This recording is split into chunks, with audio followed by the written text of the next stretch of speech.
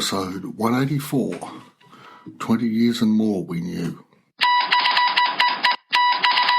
This is the World Organic News for the week ending 2nd of September 2019. John Moore reporting.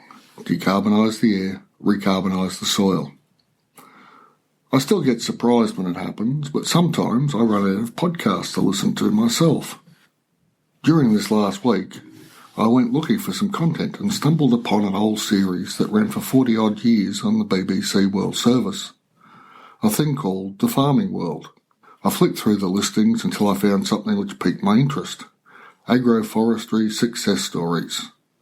It contained the usual matter: planting trees works, mix of tree lines and croppings works, livestock under trees works. All very straightforward stuff. And then I heard the presenter say, as we approached the millennium. That was when my ears really pricked up. I hunted through the material available to discover this gem of an episode was from 1996, 23 years ago. Even then, the results had been proven. Less water usage, greater productivity, improved soil health, and as we now know, much improved soil carbon. Although in those days it was called soil organic matter. Podcast footnote. Our block is a long rectangle running from south-southwest to north-northeast, with a line of trees across the middle west to east. Old thinking would have had me scheming to find a way to remove these and let more sunlight into the whole block and therefore create more feed. And I must plead a little guilty to this thinking. However, after thinking about the episode mentioned above, I wandered down to have a look. We are at the beginning of spring after a fairly cool to cold winter with a dozen or so frosts and one light snowfall. Imagine my delight when I observed how much more feed there was under the tree line than away from it. In cross-section it looked like the perfect bell curve. Now this has me scheming to drop more tree lines into the system. Probably a mix of fruit trees and legumes to provide feed and food. End podcast footnote. My thought was the episode I just listened to was just a one-off and continued listening. A round-rolled one entitled Why Cuban Agriculture Went Organic. This is something I've discussed in one of my first 30-odd episodes of If My Memory Isn't Playing Tricks. Quick summary. With the fall of the Soviets, Cuba was suddenly not being supported from Moscow with subsidised oil, fertiliser and purchases of Cuban sugar. Overnight, almost literally, the country's agriculture ground to a halt. A huge effort was put into growing more food rather than sugar. People were heading towards famine. Most did go hungry for at least 18 months, but they adjusted and using what they had on hand, the whole country went organic. Oxen replaced tractors after retirees were pulled from nursing homes to explain how they were used.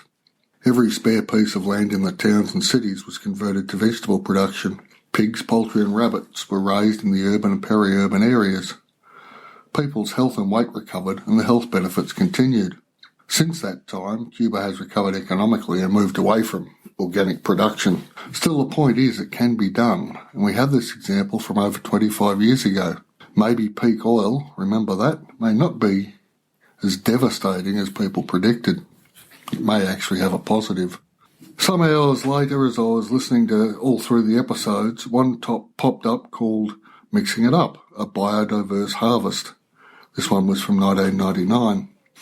A really exciting story about a retired, in inverted commas, ag scientist who was setting up any number of biologically diverse cropping, stocking and tree planting experience. As with all these shows, there's a link in the show notes. I would highly recommend a listen, especially to this last one. It is fascinating stuff. To round off this nostalgia-laden journey, a radio program here in Australia, The Science Show, has been running for 44 years, every Saturday afternoon.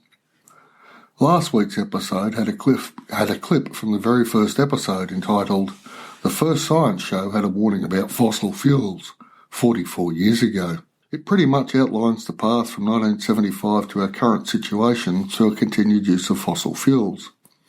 It is quite remarkable. Again, I would urge you to have a listen, link in the show notes.